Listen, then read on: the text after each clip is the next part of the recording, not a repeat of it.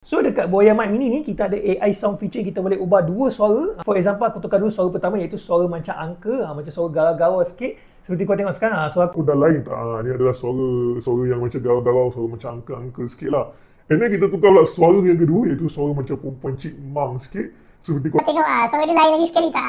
Nampak gaya mesti lain lah kan? Ini adalah fungsi yang eksklusif yang ada dekat Boya Mic Mini ni. Kau boleh tukar suara on the spot. Tak payah guna custom software, which is macam padu guys. Memperkenalkan iaitu Boya Mini, sebuah wireless microphone yang sangat kecil dan juga ada dua pilihan color iaitu warna hitam dan juga putih, dan juga support dekat iOS dan juga Android. Dan belakang ni adalah main highlight feature dia. So jom kita unbox. Dan dekat dalam ni standard dia bagi USB-C to USB-A untuk kita charging, dan juga Boya pouch bag yang dicipta untuk memudahkan pengguna untuk bawa mic ni dan juga charging case ke mana-mana. Dan seperti kau tengok ada juga user manual. Aku recommend untuk korang baca bagi korang yang dah beli, sebab kali ni dia ajar detail cara kita nak pack wing dekat phone kita macam mana, cara kita nak adjust dia punya AI sound mode semua, dan juga noise reduction dia macam mana. Dan kat sini juga ada warranty card, di mana ada warranty lah, which memang sangat nice. Dan seperti korang tengok ni adalah charging case dia. And first impression, bang, ni earbud ke wireless mic?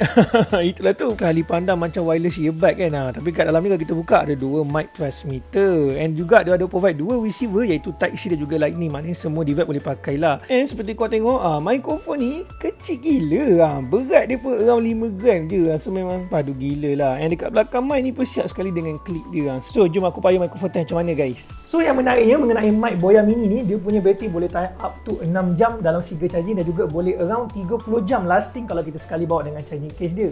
And also mic ni juga ada support noise reduction. So kalau macam bunyi kipas pun kita boleh kurangkan lah bunyinya, so tak bising lah bunyi angin. So kalau sekiranya kau minat nak beli Boya Mini ni, aku akan provide link di description. Harga pun tengah promo tu, so cepat beli sebelum harga promo tu habis guys.